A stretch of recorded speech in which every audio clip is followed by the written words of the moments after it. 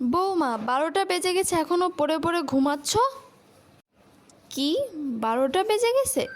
অন্য বাড়ির বউরা সকাল 7টায় উঠে শ্বশুর শাশুড়ির জামাইয়ের জন্য সবার জন্য নাস্তা বানায়, তোমার মতো পড়ে পড়ে 12টা পর্যন্ত ঘুমায় না।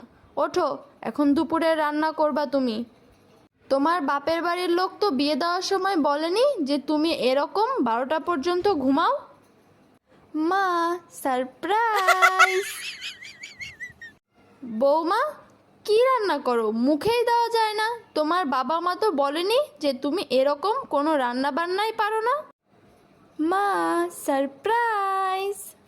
বৌমা, তোমার চুলগুলো এমন কেন ফ্যাকাশে? তোমাকে না যখন দেখতে গেছিলাম তোমার চুলগুলো লম্বা ছিল, তখন কি তুমি আগলা চুল লাগিয়েছিলে? মা, সারপ্রাইজ! বৌমা, তুমি এগুলো কি করতেছো? তোমাকে আমি কি বলেছি আর তুমি কি করছো? ঝাড়ু দিয়ে কেউ ঘর মোছে? বিয়ের আগে তো তোমার মা বাবা আমাকে কিছু বলেনি যে তুমি কোনো কাজই পারো না, রাঁধতে পারো না, ঘর গোছাতে পারো না, কোনো কাজই পারো না? মা, সারপ্রাইজ! বৌমা, তুমি এরকম জামা কাপড় পরে এখন কোথায় যাচ্ছ এই রাত্রেবেলা?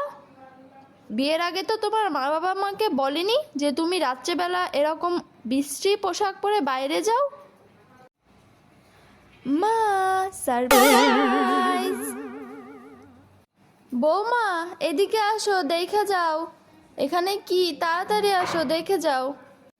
কি হয়েছে মা? এটা কে? এই এই মেয়েটা কে যে আমার খাটের ওপরে বসে আছে?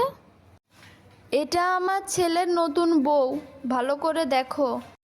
মা, আপনি এটা কিভাবে করেন? আপনার ছেলের বউ তো আমি।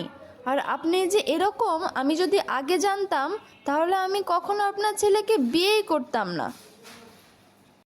বৌমা, সারপ্রাইজ! 哎呦我的妈！